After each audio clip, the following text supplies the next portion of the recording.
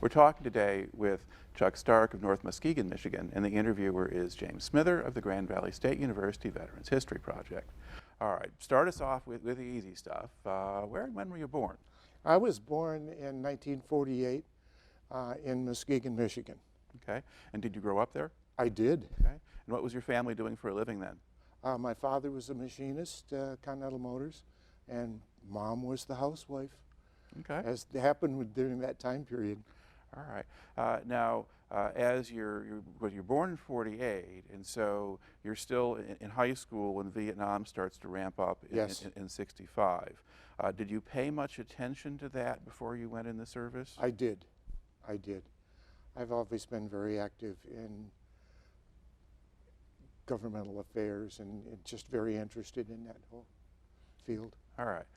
Now, did you graduate from high school? I did. 1966 from Muskegon High School, Muskegon Senior High. Okay. And what did you do after you got out of school? I did a number of things. I've always enjoyed learning things. So I was a Brunswick pin setter mechanic. I did bartending. I worked at Continental Motors, the same place that made military equipment. So a number of things. All right. Did you consider going to college at that point? I had. It was going to be expensive, and it would have taken me a couple years to get some cash together.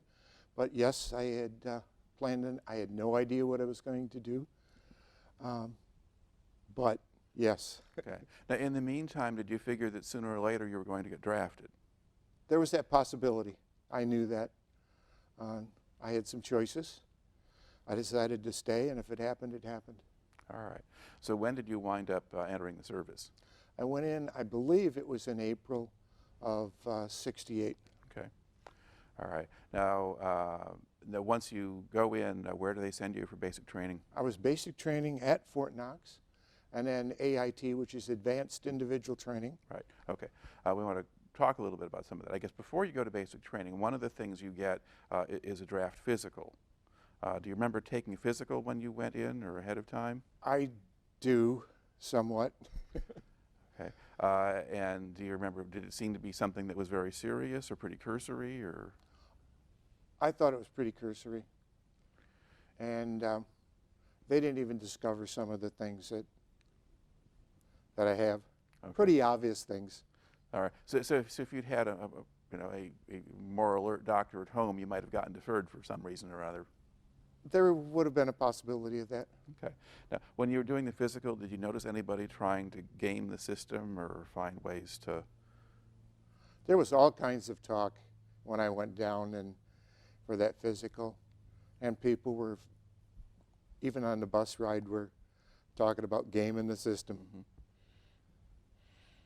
Do you remember any ideas they had about how they could do that? Not right offhand. Okay. All right. So you do that, but then you go down to Fort Knox, Kentucky for your basic training. Yes. What kind of reception do you get when you arrive there? I was not used to that type of screaming and yelling and hollering and basically bullying. I understand why they maybe thought they had to do it, but So it was a shock when you got there. very much so. It was definitely a cultural shock. Okay. Were you in good physical shape when you went down there? I was probably in fairly decent shape. I used to hike and canoe and that type of thing. So. Okay. And then how easy or hard was it for you to kind of adjust to life in boot camp? Or did you not really? I don't know that I ever really adjusted to it because, I don't know that I ever adjusted to it. But you did I get never through it. treated people that way when I was in the service. Mm-hmm. So, I always tried to do it with respect. Obviously, there has to be some authority. And I guess I did that quite well, but I never treated people with disrespect. Right. Okay. But did you kind of just go with the flow and do what they told you? Yes, I did. Okay. All right. And how long was the basic training? I believe it was 8 weeks. Okay. And then was that, do you remember anything about the people who were your instructors? Had some of them been to Vietnam by then, or do you not know? I guess I didn't know at the time. Okay. Now did you notice any of them being not much older than you were, like some of the junior instructors? No, they were pretty much, I mean, I'm a teenager still at the time, Right. and Okay. so none of them were at that point in time. All right. So you go on now. Where do you go for advanced training then? I stayed at Fort Knox, Okay. and the advanced training was for recon. And for anybody that doesn't know what recon is, it's look without being seen, hear without being heard, and run without being caught. So it's out there scouting. Okay. So Because Fort Knox is primarily an armor school. yes, Okay. And so, but you weren't riding around in tanks or things like that at that point. at that point, no. All right. And the people who were training you to do the recon, were these people who had field experience, or did they not tell you? There was no discussion about that. Does any of it seem to have been geared toward Vietnam? I'm sure it all was. I'm sure it all was. I can't see, in going back, I don't know about World War II, but I know about the stuff in recon, and it's applicable in all wars. Okay. All right, so it is kind of a core skill set or whatever that you Absolutely. learned. That's helpful. Okay. Now, is that another 8 weeks? I believe it was. Okay. And then where do you go next? Well, I went from there. I was selected to go to the Non-Commissioned Officers Academy, Mhm. and And where did they do that? that was at Fort Knox also. Okay. And at this point in time, there was more, it was geared more to armored, and did a lot with armored vehicles and stuff at that point in time. And seems to me, I don't know for sure, it could have been 12 weeks. Mm-hmm. There's some spots in there that are a little blank. Yeah. But that is about right for an NCO academy, so that would be consistent with what the infantry people did. I think so. Yeah. In Fort Benning. Okay. So were you working with tanks or armored personnel carriers or both? Both of them. We were working with the Sheridan tank also, and they did that also in the AIT, worked with the Sheridan tank. That was a particular one that had both conventional rounds, and the case actually was burnt up during the firing, so they didn't have to worry about the metallic cases at all and how to get rid of them. And it also fired shillelagh missiles. So we were out of the same tube. Mm-hmm. Now, did it have an anti-personnel round? I mean, like a beehive round or something like that? Yes, they had all types of rounds. Okay. Yeah. All right. And the Sheridan that had like an aluminum hull or something? It's a lightweight tank? Or that you didn't really use that? Did you not use those yourself in Vietnam? No, did not use those ourselves. All right. But they were a composite material. So, in fact, those vehicles, if there was any damage to the vehicle, it had to be repainted immediately with some special paints. So they would know if anybody was playing with the scraping some scrapings, and so they had to be taken care of immediately, any damage. Yeah. Within hours. Doesn't sound like a great thing to have in a war in the tropics, but okay. All right. But then you also worked with armored personnel carriers. Right, 113 primarily. And then I did training, instructing for the 114 and the 113. Okay. So The 114, is that the command version? Or that's the lower version, yeah. the super low profile one. Okay. Both vehicles were supposed to be amphibious, didn't work real well, so it was a court-martial offense to try that stunt. Right. They had a board that came out in the front, and that was supposed to be the splash board to keep the water from coming up and over the top and inside, but it didn't work real well. All right. Now you're doing that, and you're getting kind of down toward the end of 1968 at this point. By Correct. the time you finish all of that, do you get a leave to go home for the holidays and then off to Vietnam, or what do they do with you? Yeah, there was a leave to go home, and then sent over. Okay. Now, and what was it like to go home at that point? You've been training, you're gearing up for Vietnam, you'll be paying some attention. I mean, the war has been going on and it's been pretty ugly. Yes. And so forth. So what was that like for you to be back home and knowing you were heading to Vietnam next? I can actually remember knowing that I had to project confidence for the family members back home. Now, had your father been in World War II, or No. are you the wrong generation for that? No, he was not. He was actually at this factory that was doing the tank engines. Right. And he was a key person there, so he was not drafted. Okay. So how did your parents feel about your being in the service and going to Vietnam? Completely freaked. You know, both parents, very, very gentle, very, very loving souls, but just would be designed, you know, if anybody would have to describe them, it would be very gentle, and a really beautiful human being, humanity. Okay. All right. So now, what's the process to get you to Vietnam? Your leave is up. Now what do you do? Went to California, was there for a short period of time, and then hopped on a big plane and flew to Alaska. We overnighted in Alaska and flew the next day. It's interesting because I just was looking for some things, and I found a card that I wrote to my mom and dad during that flight.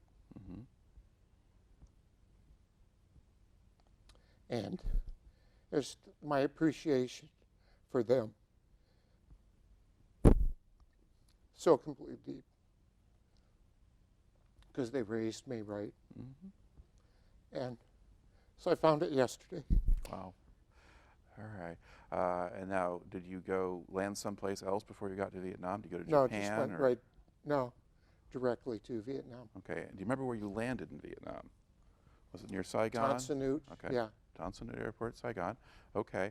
And at this point, did you know what unit you were joining? No idea. Okay. They put you in a group and they just start, it's like indoctrination into the country. To get you used in some, you know, temperatures and just a whole bunch of stuff. And then it was just a few days later. It was probably 5 or 6 days later. You know, they said, poof, you're going to D Troop 17th Cav. You're going to be assistant platoon sergeant. And, oh, by the way, there's some. Well, before we get there, I just want to fill in a couple other Oh, details, because okay. this is a good piece of the Sure. story that we have coming. Okay. What was your first impression of Vietnam when you landed? Extremely hot, extremely dusty.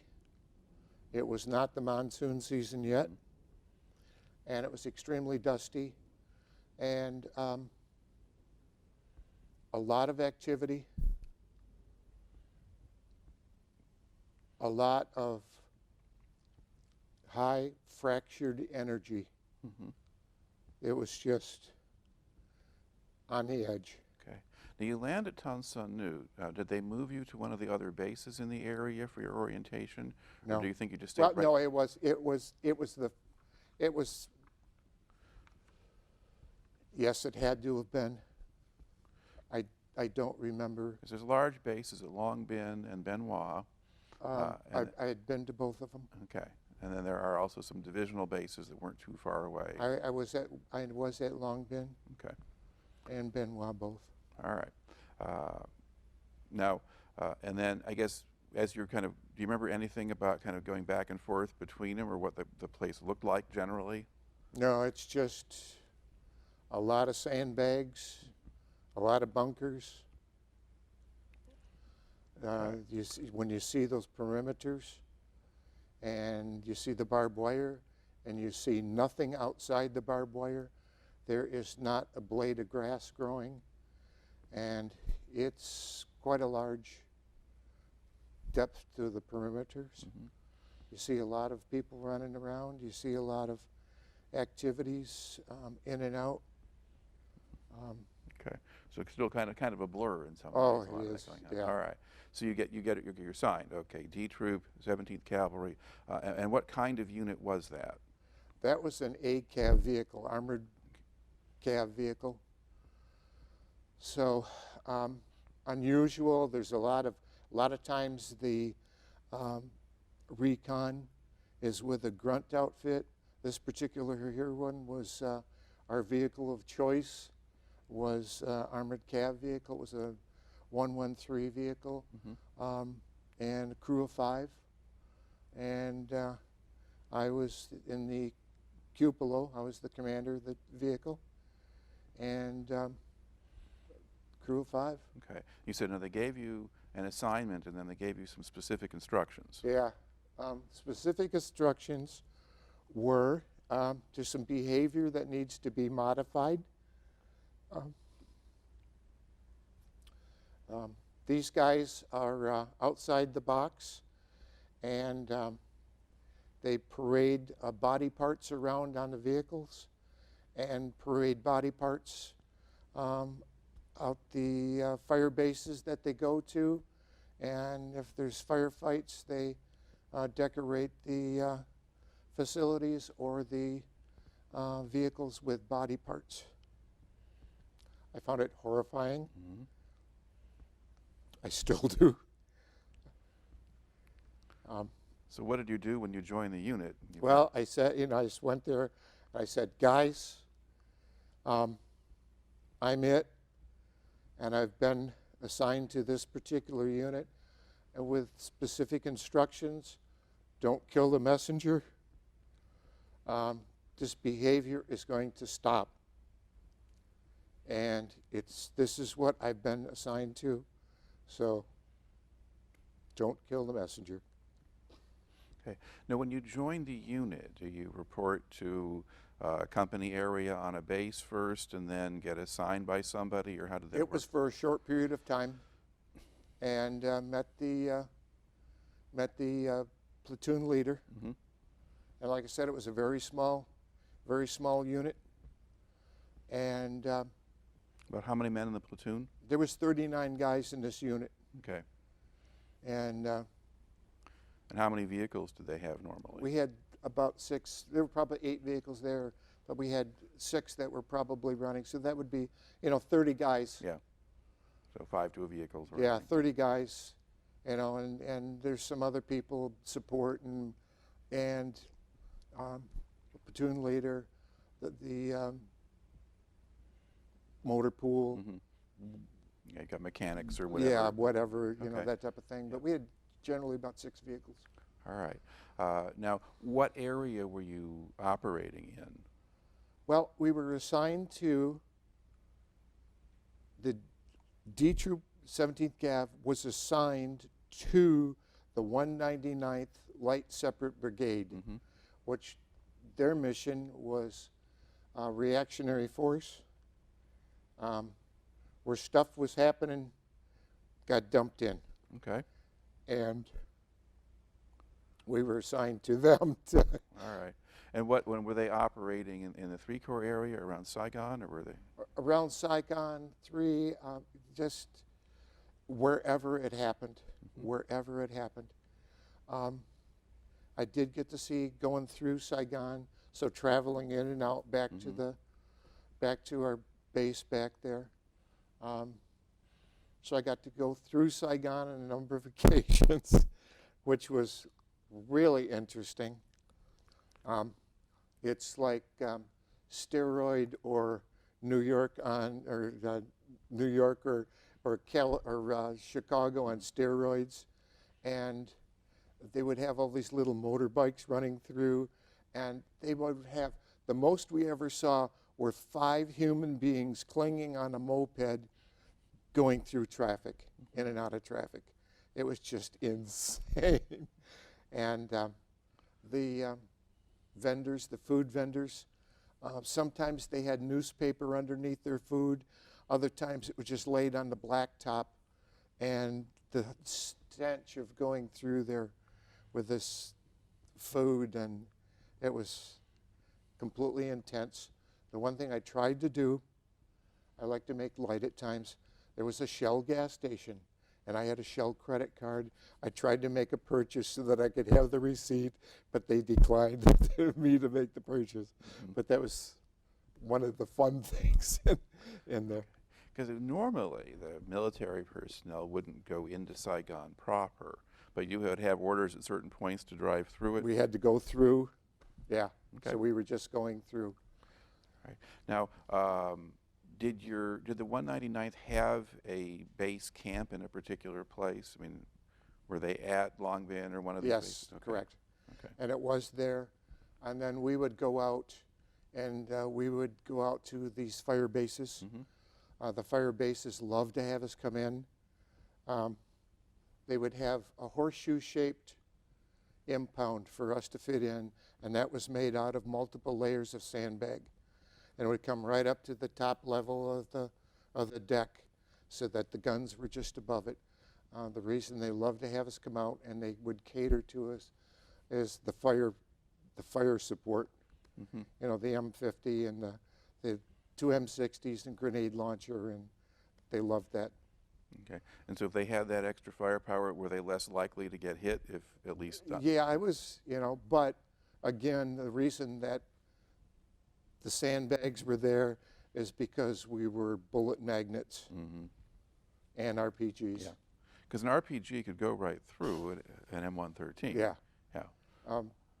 Had one time at a fire base, and the small skirmish started, and it was probably, I'm in the cupola and ducked down, but it was probably about 5 feet over the top of my head. The thing in situations like that, there is so much energy. There is, I mean, when that stuff starts happening, that a sense of humor pops out of the dumbest things. And I just remember, you know, just screaming at the guy, said, "Did you see that one? It said Made in Japan stamped on it." You know, and everybody completely cracks up, but you're still in a firefight. And it's just that kind of thing. I mean, that's what that stress, that's the only way it can come out. And just dumb things. Now, when you went out to fire bases, you've got armored personnel carriers, so you're driving to these, right? Yes. Yeah, you're not going around in helicopters. No. Or anything else like that. Okay. How common was it for the roads to have mines or IEDs or things like that in them? We were on the main highways much of the time, except when we get out to these outlying areas, and they were there. You know, we had the one vehicle that got hit, you know. Okay. All right. And then typically, what would you, if you're given, would you have patrols or actions that would just last a day or so, or would you be out in the field with a group for an extended period of time? We could be out in the field an extended period of time. We would be a day activity. Sometimes it was night ambushes, sometimes it was day setups. And when we're out there then, we were doing recon out of those places. So we weren't just parked someplace. We're out, we're doing recon. Okay. Now, when you're doing the recon, are you doing that on foot the way you were trained to do it, or are you going recon with the vehicles? You go out to some place, and maybe it gets parked, and maybe there's 4 vehicles, and maybe one vehicle dismounts, maybe two vehicles dismount, the other's there, and they're close enough that they can get to you within a few minutes to give you support. So it just, whatever was presented to us. All right. So if you're out there and you're actually sort of doing recon, then how does that work physically? What are you doing? You're out there to see what type of activity. You're out there and in the recon may be, again, maybe it's an ambush. Maybe you've got ambush set up day or night in activities on trails. We're going out to see what type of, we've been out trying to get through triple canopy. Triple canopy is just unbelievable. It's impenetrable, basically. So they'd send us out to see if we can bust through in certain spots. And so, but you're looking for activities. You're looking for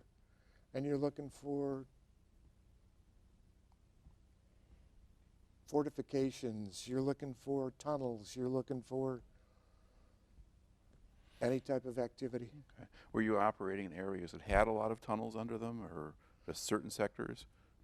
Yeah, you don't know because until you found them. But yes, there was, and we found a number of them, and yeah. And when you find them, were they usually unoccupied or unknown? But you just start and you stay there. You maybe mark it, and maybe they bring out some troops, and maybe they start bringing tunnel rats in. Maybe they just say, "Have fun," you know. So you're using C4 and just devastating sections of them. Okay. So your unit didn't have tunnel rats with them. You didn't have guys who went in. The 199th did, but ours didn't. Right. Okay. So your job was just to go out and find what was out there. Absolutely. And then it becomes somebody else's problem. And yeah, sometimes we dealt with it, and sometimes we didn't. Okay. And how common was it to actually get into a firefight or run into the enemy when you're out in one of these patrols? It's it depends on the area. It depends on what we were doing. If we're running roads, there would be a little bit of skirmish periodically. You just never knew. It wasn't 100% of the time, but you didn't know. I mean. Okay. Now, were you operating in areas that had a civilian population in them? Absolutely. All right. And what kind of impression did you have of the Vietnamese civilians? I always, and I did not have any problems with them, but I knew that when you get into villages, that there's sometimes sleepers that are in these villages. I always tried to treat with respect, and it was very hard for me to watch when some of the infantry guys would go out and interrogate and how these people were treated. It was very difficult for me to watch. I kept quiet. We would discuss things afterwards, but it was heart-wrenching for me. Now, with the infantry, An inner pain. oh, yeah, and would these guys have Vietnamese interpreters with them? Or, Yes, yeah, absolutely. All right. Now, when things were kind of quieter or calmer and so forth, would the civilians be trying to sell things to you, or? Yeah, and a lot of times the places that we were at, we were parked right next to some of these civilians would even be inside a fire base. So I spoke very, very, very little Vietnamese. I still remember some of it, and but I spoke very little of it. It was difficult. I knew the ones that spoke English, and we would have communications. We would have discussions. Okay, because there are reports that certainly, particularly the armored cavalry units like this and so forth, you're driving along, people would come up and they try to sell you things, or you would encounter prostitutes or things like that. One of the things that surprised me was a young man came up, probably 10 or 11, something like that, and just, he had a pillowcase, and he said, "Gee, I want to buy pot." And I was like, no, thank you. But I used this young man later because I really, really like coconut. And they eat their coconut completely differently. Mm-hmm. It's green, and they cut it open, and it's like liquefied Jello inside. Mm-hmm. It's not coconut that I'm used to. Right. And my tastes, my texture, that just didn't fit at all. I said, number 10, number 10. They rate everything, number 1 or number 10. I said, number 10, number 10.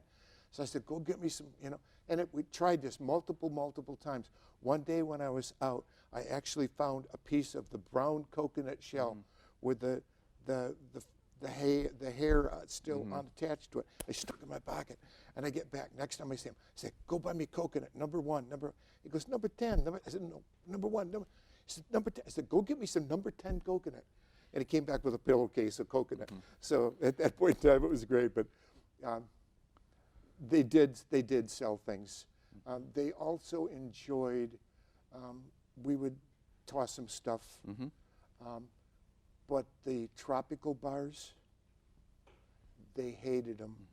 And many times they'd throw them back at the vehicle when we were driving. Can you explain what a tropical bar was? The tropical bar was a treat, but it was just this horrid conglomeration that was just, and it was the tropical bar because you could have it in 120-degree temperature and it wouldn't melt. Okay. Was it some kind of chocolate? Yeah, there was, I think so. Yeah. But it was just horrid. I mean, I don't know anybody that ever enjoyed a tropical bar. All right. Now, would you carry stuff along in your vehicles, sort of food of your own choice, or just a lot of sea rations? Sea rations and my coconut. Yeah. And one day, we were out actually cutting trail, and there was a banana tree. And we were in a fairly secure situation, had other vehicles, and I just said, hold up, So I went over, we pulled up underneath this thing, and there was a large bunch of bananas that was probably, I'm guessing, about 4.5 to 5 feet tall. Just this huge, gorgeous bunch of bananas. Pulled up underneath, and I grabbed the machete, and I'm whacking away at this thing, and just as it fell, it dropped on the deck. I was still supporting it, trying not to smash anything. The whole thing was loaded with a fire ant nest. Oh. So the guys weren't real happy with me. Everybody's swatting, and I was just completely stung up, and it was like, no more bananas. All right. Okay. So you mentioned you being at the camp sometimes, and they might get attacked. Would the attacks be mortar attacks? Or? Mortar attacks. Start with mortar attacks, yeah. Mostly mortar attacks. Just with that kind of firepower that we had sitting here, they were not about to start coming in through that empty. Yeah, or they might take a few RPG shots and then go away. away. Absolutely.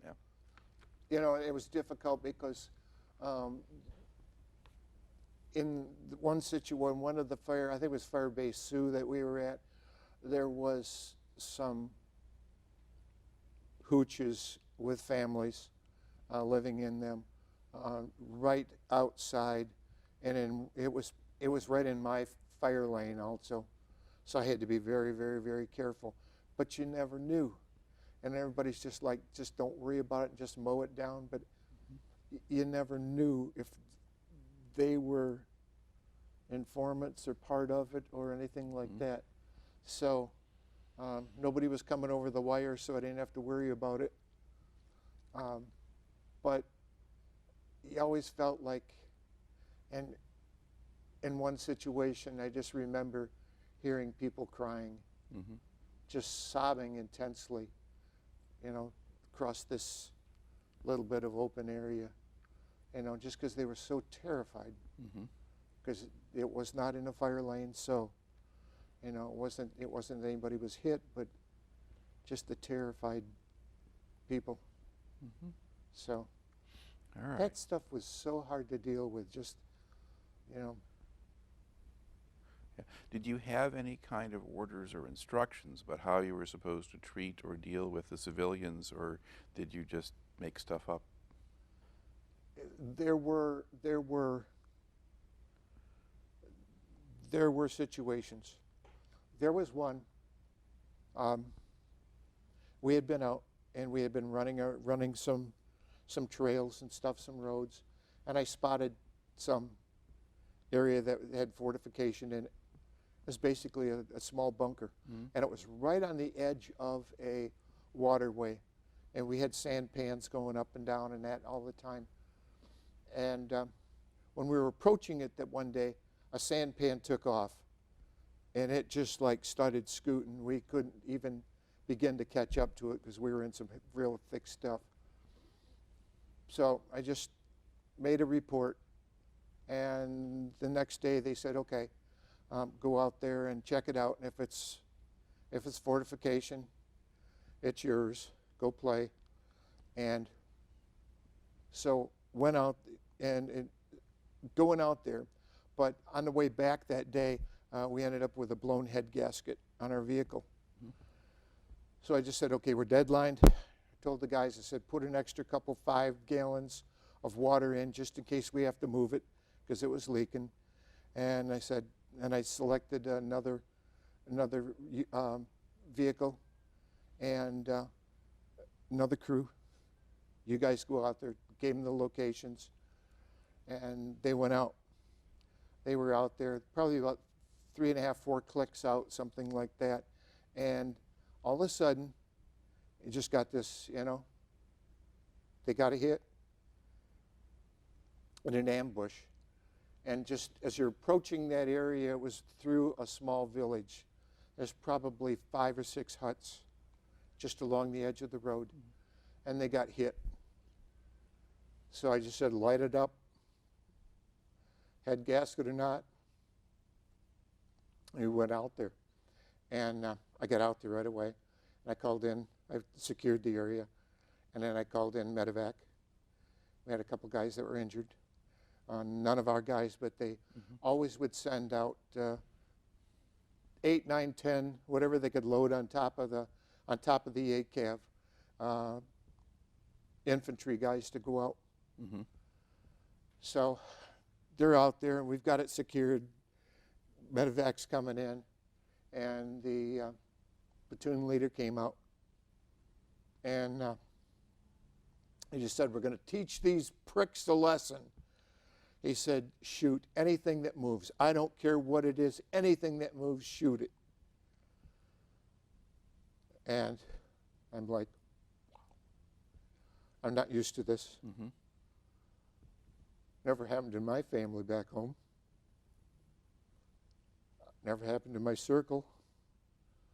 So, lo and behold, probably 15 minutes later, Papa-san, who I thought was really old, me being a teenager at the time, he was probably in his late 30s, maybe even 40s, but I'm thinking he's ancient, came out and walked over to the well, just a few short feet over to the well, and grabbed the bucket sitting there and poured some into a pot that he had and went back in the hooch. I didn't fire. At this point in time, I was up for court-martial, and I just remembered the thing that came out of me at the time was, do whatever you need to do because I can live with myself. Mm-hmm. And so, fortunately, that this had happened just shortly before my exiting the country. Okay. So things never progressed to that point, and said, I don't care. Now, in general, was this the same platoon leader that you had started with, or had he? Yeah. Okay. Same one. And did you? What kind of impression did you have of him generally? Lieutenant Kim, nobody ever gave him any grief, because Lieutenant Kim was actually a sumo wrestler. Okay. Okay? I mean, his neck came right straight. He physically was a sumo wrestler and did that.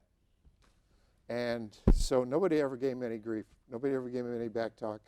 So, yeah, it was like, this ought to go over well. But the situation was is that it did resolve itself, and it never really came back up again until just a few years ago. And I'm talking time frame, I can't tell you, 3 years maybe. I was at Battle Creek at the VA, and they were evaluating to see where I was at.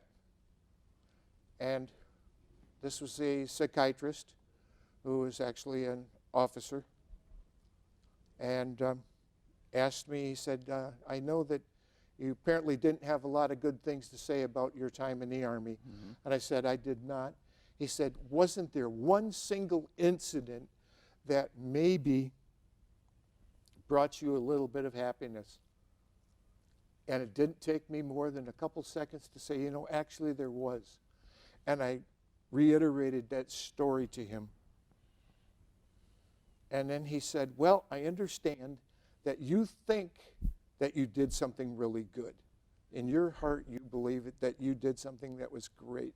I said, actually, yes, I will agree with that 100%. He said, I have to tell you, I disagree. He said, you taught your guys that they could disobey a direct order. You taught them that. And I said, I didn't think it was illegal. He said, you taught them that. And I had a large discussion with him, and I reiterated some of the things, and I said that I even watched when Lieutenant Calley, the My Lai incident, I actually stayed home and watched that when it was on CNN. We know what happened to him. I know I did something right. And he said, no. He said, I'll give you this. He said, it was an unjust war. But, he said, you know the reason it was an unjust war? He said, because not enough people prayed about it. If more people in the United States had prayed about it, then they would have gotten God's attention, and he would have heard them, and then he would have made it a just war. He said, I will give you that. The VA knows how to pick them. I'm just like, my mind is completely destroyed. It just was my thought process. He said a couple other things during that interview. He said one thing that, and he didn't mean it the way it came out, I am not a violent person. I was on my feet. He was about twice the distance from me to you. He was around the other, a quarter of the way around the other side of a desk.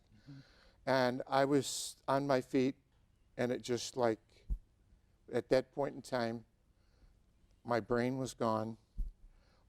And I stopped, because he just said, what I meant was, and I stopped, and then I apologized. But it just that was so much beyond my experience in this world. My experience that each and every breath is such a gift. I don't know if there's even one more. They may come in pairs, they may not. I don't know. I've lost track. But that those breaths are so completely important, and that I get to experience the Creator while those are happening. That was so completely above and beyond, I can't even grasp what his experience was. Yeah, and really doesn't sound like he's following his own job description very well. I can't think. I it's never really his. knew, because I've asked a couple people, you know, are they supposed to tell me I did something wrong? I don't know. Or are they just supposed to ask me questions? They're I just don't know. supposed to get information and evaluate you. Yeah, I didn't. That's pretty bizarre. But yeah, but in the meantime, now you had refused to commit a war crime, and by and large, that's really, soldiers do have that option. I thought so, and I Yeah. still do. Okay. Now, before we get to sort of the kind of big incident that sort of ends your stay in Vietnam, are there other memories or impressions that you've got from your time there that you haven't brought into the story yet? The country was very beautiful. I loved it. You know, I saw the people. I was very reluctant to engage with people, I think, until they engaged with me. I would throw a little dog bone out, and if they came back with something, you know, and a couple times, then I would engage with them. But I didn't really know, because some things that happened, some things that maybe they had experienced with other soldiers, I didn't want to try and force it. But so I always wanted to talk to people, but very reluctant to.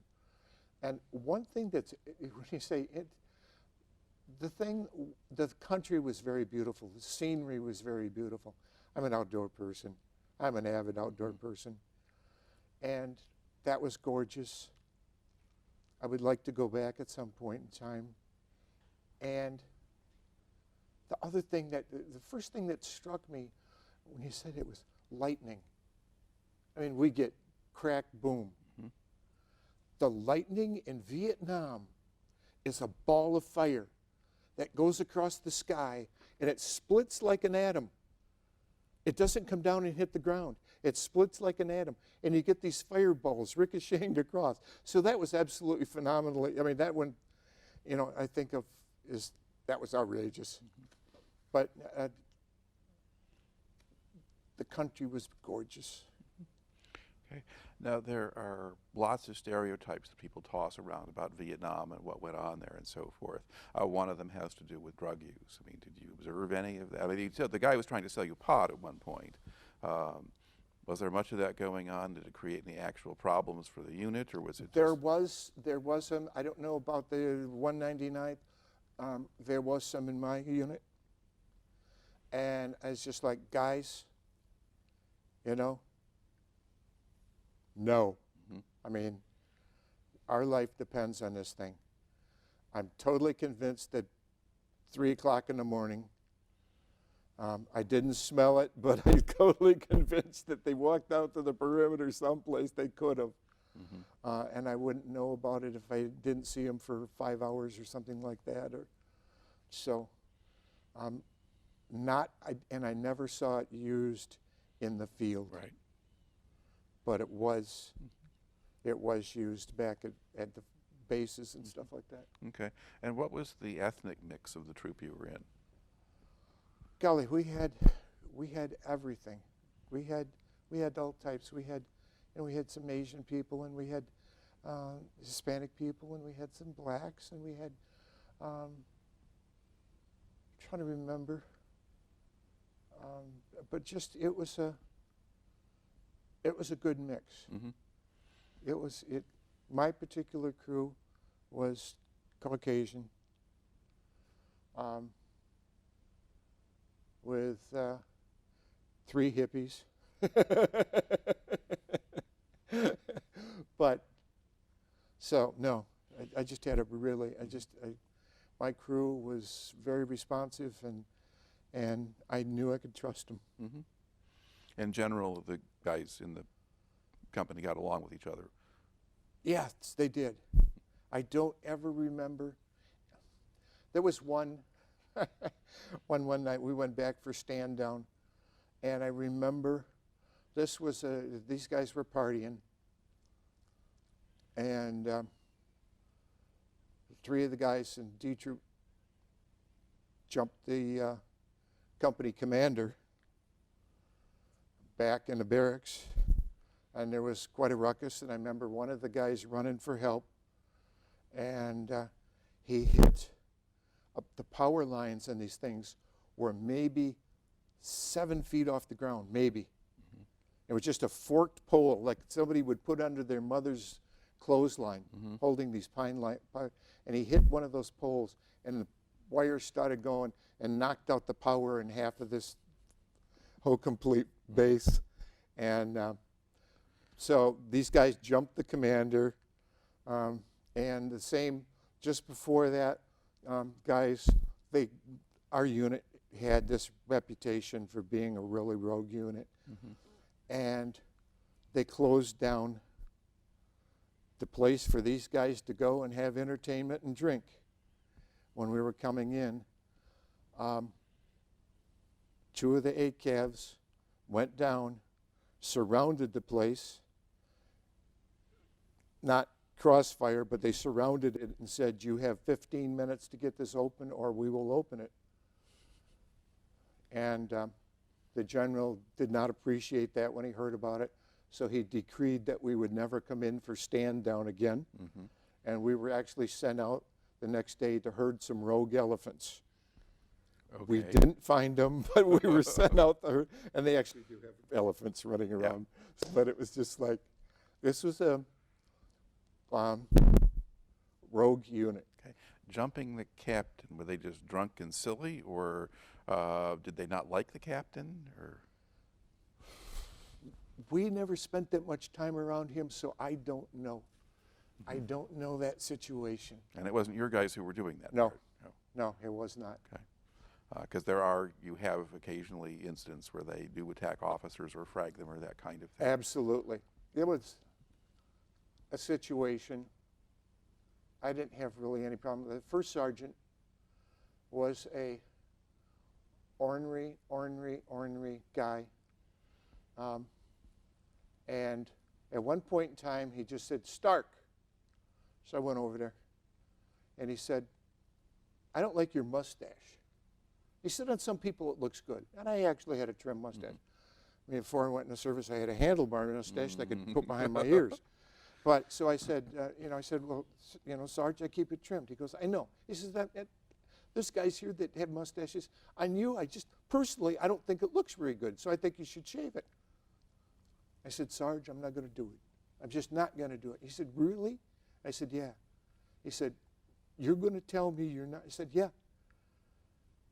So then he just came out with a couple things and suggested that he could talk me into doing it. And I just said, "Sarge," I said, "Vietnam is a heck of a place to try and threaten a guy." I just walked away. It wasn't me. Apparently, well, I took offense at it, but it wasn't me. Apparently, that night, I understand that somebody left the pin in a grenade and lobbed it into his bunker. And I'm sure he thought it was me, but it wasn't.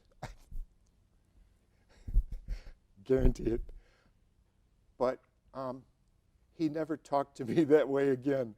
But it was like, I'm glad that it wasn't something different. But right.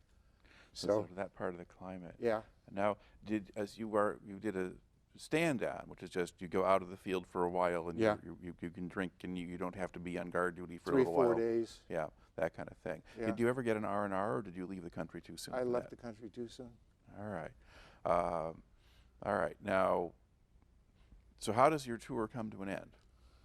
Well, on the 23rd of June in '69, which has always been a very infamous day, I'll have to tell you about this. Grabbing a runaway motorcycle that was going to grab or run down my niece and nephew. My sister decided she wanted to try my motorcycle. And so I grabbed that, got a broken arm. A car accident riding with a friend of mine. And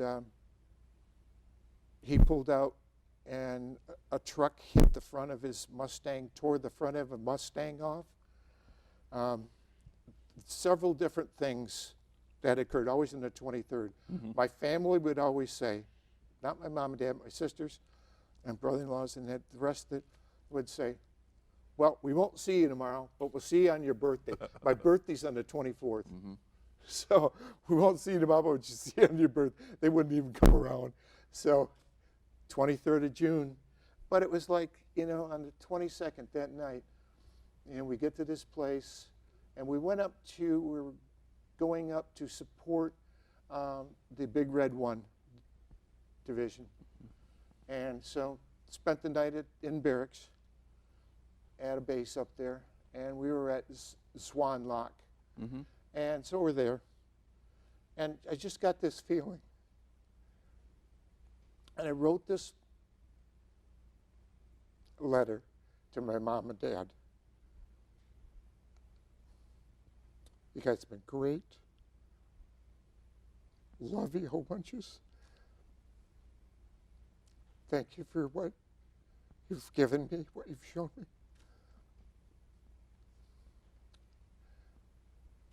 Nothing happens, it's okay. We'll just keep it. Next day, 23rd, and it wasn't something where I was aware of the 23rd, and as always happens, so I'm overly cautious. I caused something to happen. We're out there, and we had found a bunch of, I spotted some tunnels, had this ability, and I spotted these air vents. So I called it in, said, what do you want to do? And they said, have fun. We're not sending anybody out right now.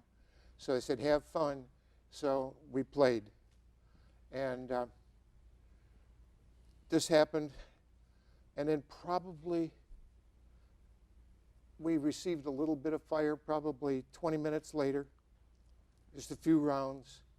It did actually shoot the antenna off that was sitting next to, when we're riding on those things, the driver's inside. I've got a board. I'm behind a armored guard with a 50 there, but I'm out of the vehicle. My feet, I have a board across the top of this thing. I'm sitting on this thing. I put a tractor seat on it, so I had spring and everything. Sitting on top of that, and the guys, my grenadier is riding on the hatch alongside of me, and my two guys are up in the back. Everybody just slides in when this thing happens. And so the antenna got shut off. So we stopped for a few minutes, and I repaired the antenna. I'm a ham radio right now, ham radio operator. I would have to actually look up the formula for remembering how to cut match a length of wire, because it's busted, it's completely. So I wired this thing together. I stripped the wire off a light inside the vehicle, cut matched it, taped it on, and put a splint on it, just like you'd do for a broken hand or something like that. And it wasn't until I saw the pictures of the devastation that I remembered that happening. I mean, Rick was right there, and the round was shot off, and it shot it off. He was within probably 12, 13 inches of where that thing got shot off. So now we're riding along, back on the road again. We got radio communication. We can talk with everybody. And we got hit in an ambush. The ambush was triggered. They went back afterwards and pieced it together. They needed to know what they were using to do this devastation.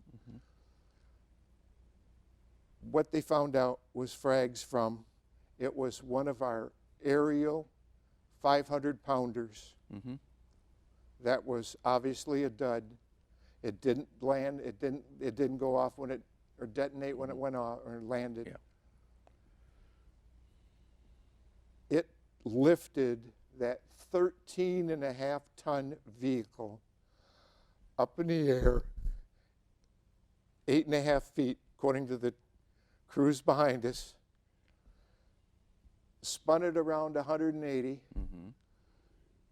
blew it backwards, and deposited it 40 feet away from where that thing went off. It ripped the bottom out of it. It stayed upright. It didn't tumble because it hit right underneath. Now, were the men inside the vehicle at that time, or were they on top of it? I don't know for sure. I'm guessing they were probably on top of it, except for the driver. That whole floor just came completely out of that thing. There's pictures of it. They're just, it's phenomenal. And one of the pictures taken through the back hatch, you'll see a long piece of metal that looks like a U-channel. That's actually the floor that was over the left tread, and the bogey wheel used to ride inside of it. So I was in the cupola. I was the cork in the bottle. When that pressure blew up and the whole thing, I got launched 45 yards. I don't remember it. I apparently stood up out there during the firefight. I don't remember it. That wasn't me, because I don't do things like that.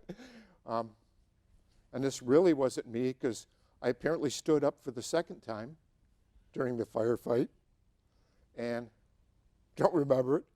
My driver crawled out there because he yelled at the crew behind. He said, "Where's Chuck? Where's Chuck?"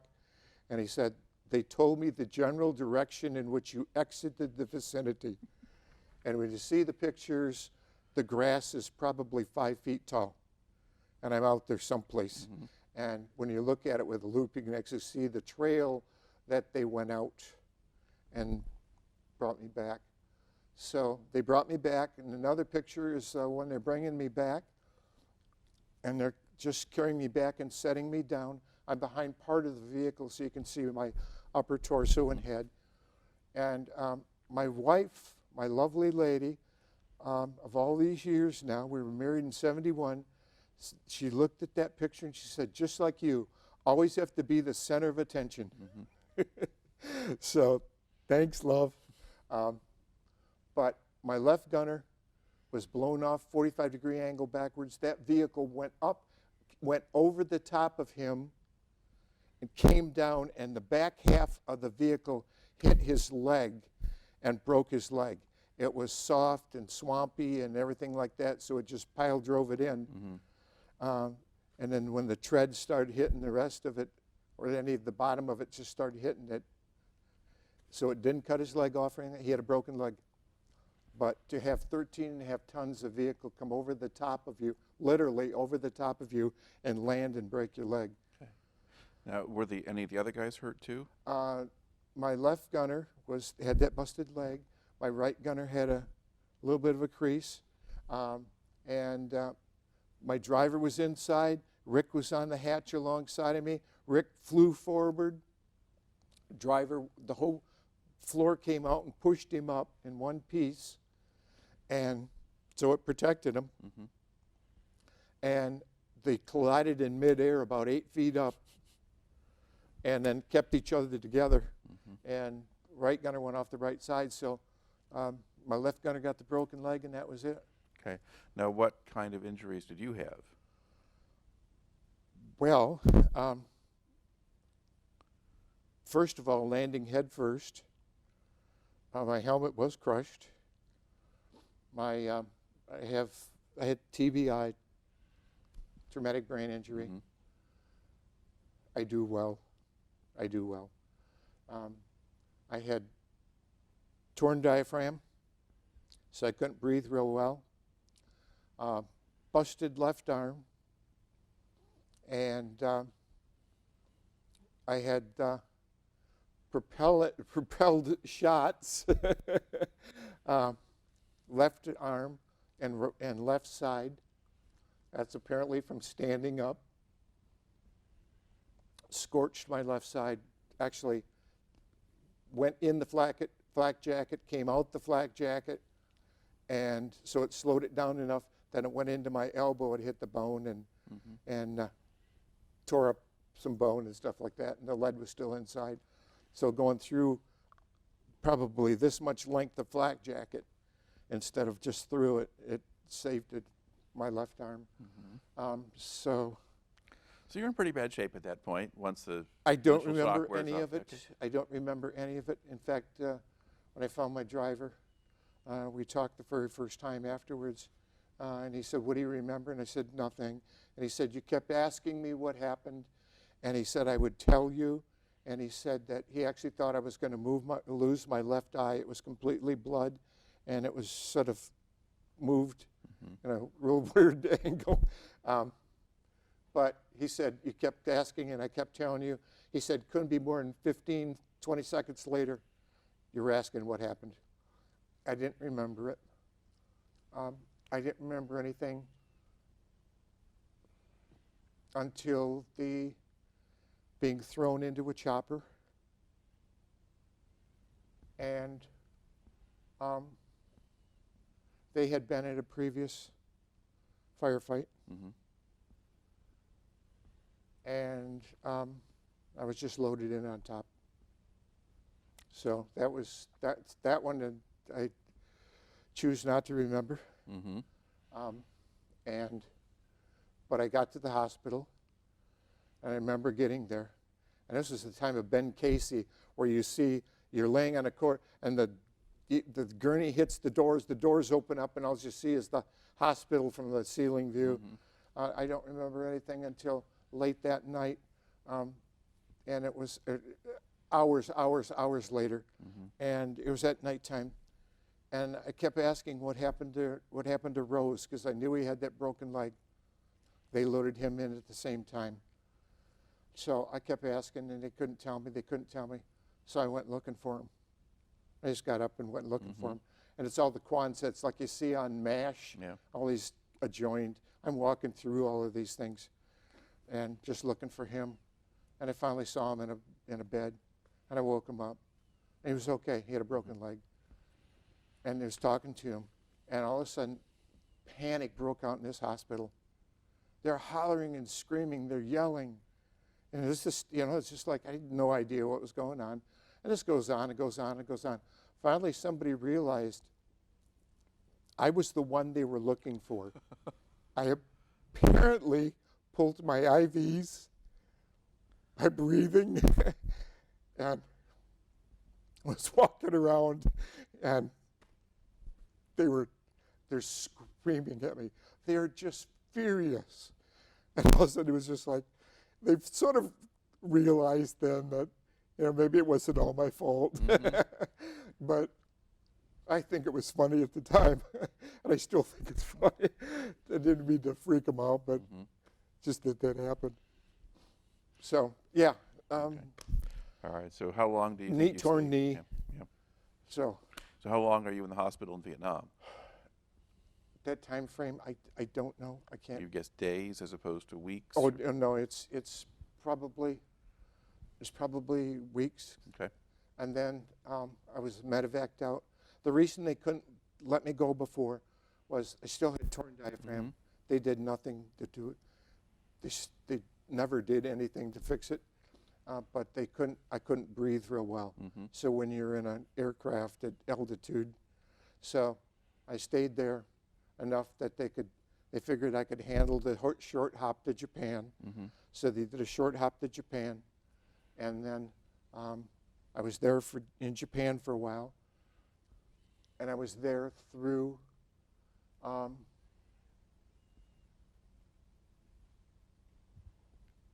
a good part of July, probably. Okay. I don't know for sure.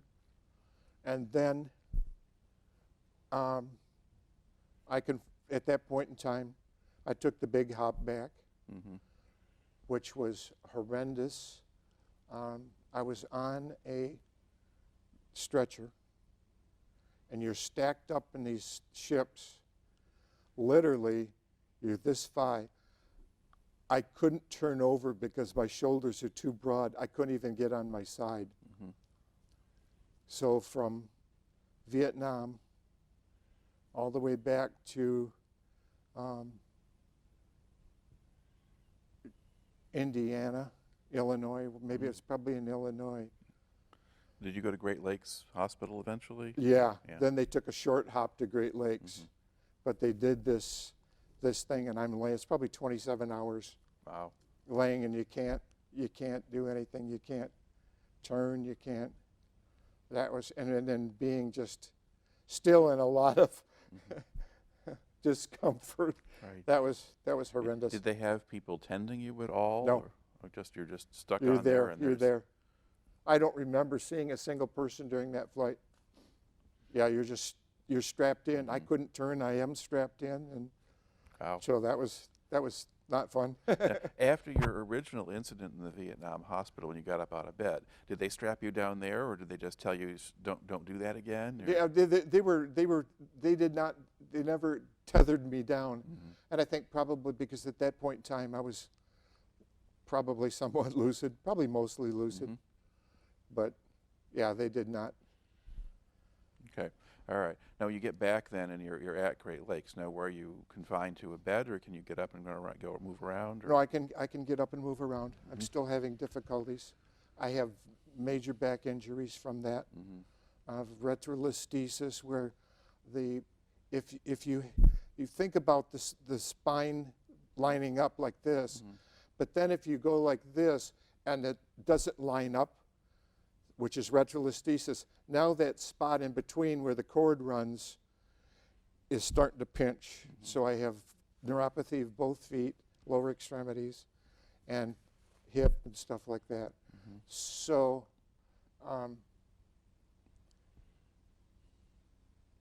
yeah, I'm there. I'm actually able to walk around. I asked, how did I get to Great Lakes Naval Hospital? When I was at Japan, they put me in a bed there, and I looked down and looked at this guy, and it looks like a chief warrant officer that I knew. And he's got the blanket sort of pulled up, and he, at some point in time, he rolls over. It is him. He wakes up, Frank, Chuck, what do you, it's just like, so we're talking. He says, well, where are you heading? I said, I don't have a clue. He said, where do you want to go? And I said, I'd love to go to Great Lakes Naval Hospital because I have family, I have cousins that live about 16 miles away. I said, that would be so cool. I ended up with orders cut for Great Lakes Naval Hospital. So I'm the only Army guy at a Navy base. Right. I had to be there at Monday morning at 7 o'clock. And if I needed to see the doctor, I had to be there at Wednesday at noon. The rest of the time, I was signed out, and I spent the time with the family. So it does remind me, before we came into the session, you mentioned that when you were in Vietnam, you actually ran into somebody you knew on the same fire base. oh yeah, I think it was Fire Base Sioux, and mortar attack, everybody cutting loose, and they're doing free fire in this thing. I'm staying away from the village part of it. They're in my zone if I swing, but I'm staying away from it because there was nobody coming over the wires. And called ceasefire the second time. It just comes down the chain. And called ceasefire the second time, and probably not more than 10 or 12 feet to my position, or we're in the vehicle inside of that barricaded area, call ceasefire the second time, and I look over to the bunker there, and a guy looks at me at the same time. Up on top of this bunker is Tom Deary from my graduating class in Muskegon High School. And we're just both like, Chuck, Tom, what are you doing? So yeah, that was the only person I ever ran into there. That was definitely from Muskegon. All right, go back now to the main story. So basically, you spend several months at Great Lakes, kind Yes. of recuperating. Now, when you got out, were you listed as disabled or partially, or? Oh no, Or you're just out? I'm out, and now I'm at the hospital, and I'm seen at the hospital for my torn knee. I'm walking with a cane, and back treatment some of the time, most of the time not. And they're trying to figure out what to do with the neuropathy, this type of thing. But I was assigned to a training unit. So now I'm training new troops Okay. Where were you doing that? at Fort Knox. Okay, so you go back to Fort Knox after Back to Great Fort Knox, Lakes. yep. Okay. And I'm being looked at the hospital. They're not really doing anything, but I'm in and out, and I am walking with a cane. And and I'm training troops with a cane. Okay, how did that go? Unusual. But I could impart a little bit of things. I tried, if I saw somebody that had a horrible attitude, I can't envision why anybody being drafted would ever have a horrible attitude, but anyway, I could, maybe make a little bit of difference. But I'd see people, maybe handling weapon differently or doing something differently, hey, think about this. So maybe I did some good. I don't know. Okay. So you weren't really in charge of a group of people. You were just kind of helping out with various training sessions and that kind of thing. And I was part of this group also. I was selected as an aggressor. Somebody has to be the aggressor for training. And the aggressor, I took it easy on the new guys, but we also did the aggressor for the NCO Academy. When you say aggressor, do you mean someone who's playing the enemy when you're doing training exercises? Absolutely. Yeah. Okay. And I did not take it easy on those guys at all.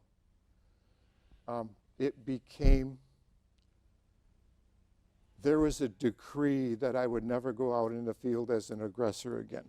Okay. There was an exercise, and there was a full bird colonel on this exercise. And I can hide really, really well. I really can. And I hid well, and the pine tree was not any taller than you sitting in that chair. And I was hidden underneath this thing and curled up underneath and to the side. They were coming right at me. I knew they were going to have to turn. And they turned and went right past me. They're probably 6 feet away. Everybody was inside the vehicle. I came up behind them, popped a smoke grenade, and threw it inside the vehicle.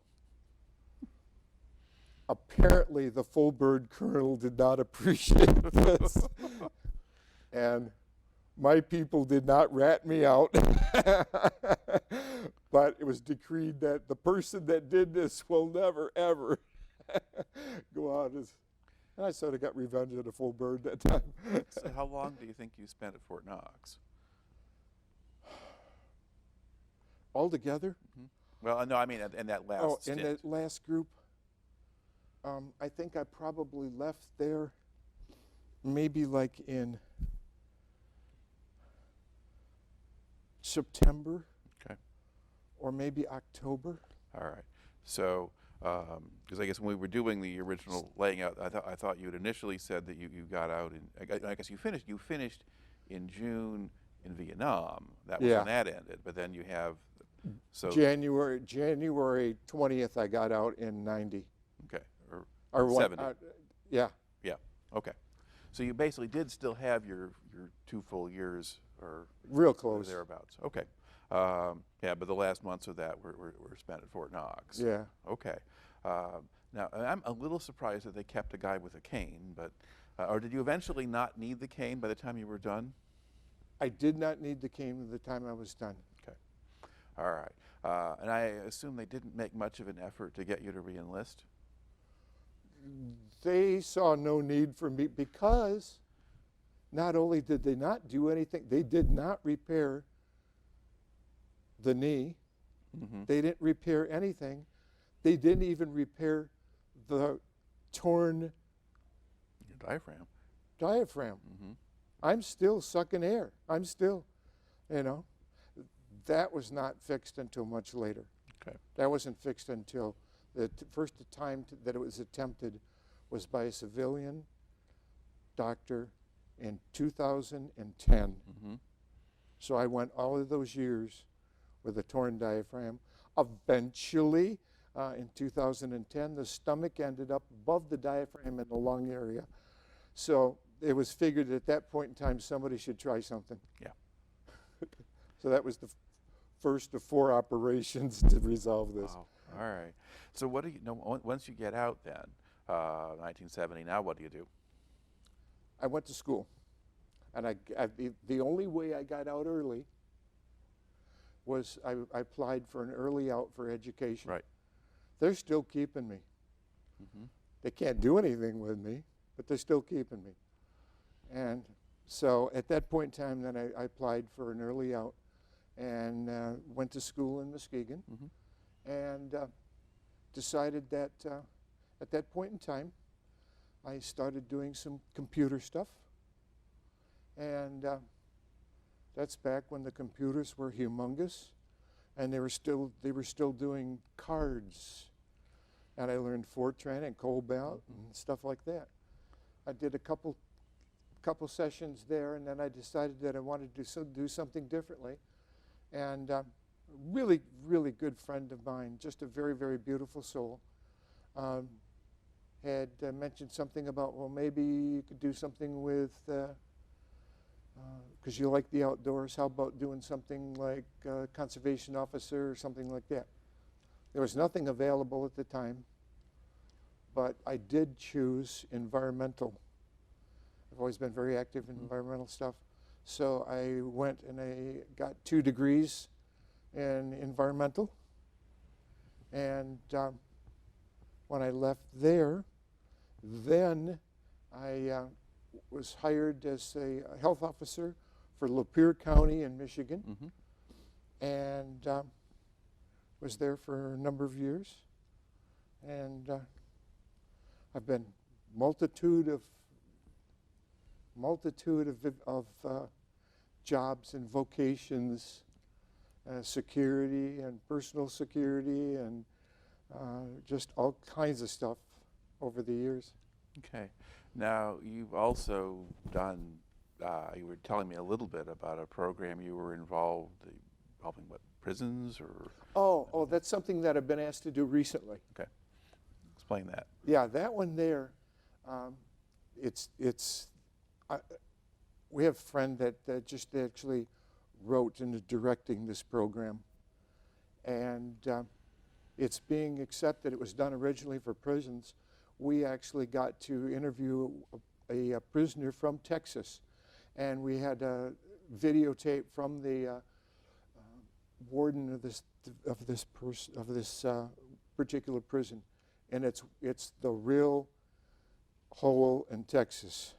And he's putting this word out to other people and saying, hey, what you need to do is you need to look at this program. And it's a 10-session class. And I've been asked to think about being a facilitator. And take each person through the class. The second half of the class is reflection from what you just heard. And the thing that has really baffled everybody is the thing that people are talking about. What was your favorite part of this class? The reflection. Now, can you envision hardcore criminals, one included, which is that I know of, is a murderer saying, I get to tell somebody about what I feel now. I get to tell, and I get to help other people understand what they're feeling. So there's a possibility of this happening. I just was sort of approached to me this last week, and I'm going to go through the training. And well, what is the class itself? What does that consist of? You and your feelings, and you being a human, teaching people humanity. And when they understand... Don't play with your microphone. Oh, make noise. sorry. Sorry. Understanding, what they're feeling. And these people are actually graduating from this class. And now I've been told that the director said, let's look at going to vets groups, because why not? I mean, and I've been very active with Purple Heart groups and stuff like that. So I'm excited about it, and I'll keep you updated, and I'll let you know how it works. So it's basically geared toward people who've gone through very traumatic or difficult things, and just and then just finding ways to sort it out or make sense of it. And where they're feeling comfortable with themselves. Mhm. And I guess I don't need to have these drugs right now. Mhm. I mean, how often do you hear this kind of stuff? So I'll keep you posted on that one. All right. Now, the psychiatrist there in Battle Creek had, I guess, asked you the question about did you find anything positive in your military time? I would, I guess, put it in a different way and ask, well, overall, how do you think your time in the service affected you? I mean, you've talked about the physical side of things and stuff you've carried, but otherwise, how do you think it affected you? There's no way to get rid of it, the stuff that you're holding inside. Mm-hmm. So even seeing how others were treated, I mean, that stuff just stays with you. It was not a positive experience. Mm-hmm. Yeah, a lot of experience about doing the job, a lot of experience about understanding even more than what I have. I've always had an excellent way with nature. I can see something that doesn't belong there. Mm-hmm. Maybe it's a color, maybe it's a pattern, maybe it's a straight lines. Mother Nature doesn't have straight lines, something like that. So sharpening that, and that even came in understanding and visual acuity. Some people call it hypersensitivity. Mm-hmm. In this case here, my hypersensitivity has really allowed me to pick up on visual cues or stuff like that when I was doing personal security for individuals. Mm-hmm. Hypersensitivity is a good thing if it's used properly. So there's that, but it wasn't something that I relished at all. Mm-hmm. I tell you how much I didn't relish it when I was not in training, even when I was in training. And when you're cooperating and doing well, they allow you to have the weekends off. Mm-hmm. I actually took off and would go from Fort Knox to Muskegon, Michigan. We're supposed to be within about a 50-mile Mm-hmm. range. Right. But I didn't. I was gone I think I only figured out one time I only spent 3 weekends on Fort Knox. Mm-hmm. It was nothing there for me. It just wasn't anything I wanted to do. Mm-hmm. So I gained some positive things like the hypersensitivity and maybe understanding people a little bit more when you see people that are going through, and I know what I'm going through, maybe I have a little bit more patience. Mm-hmm. So Yeah. maybe. My wife might not think so, but I do. Well, you managed to stay married since 1971. So. Absolutely, she's been she gets all of the kudos. Credit. Yeah, the credit for that. All right. Yeah. Okay. Well, it does make for a very good story. So, and you actually told it well. So thank you very much for coming in today and sharing it. Well, thank you for the opportunity.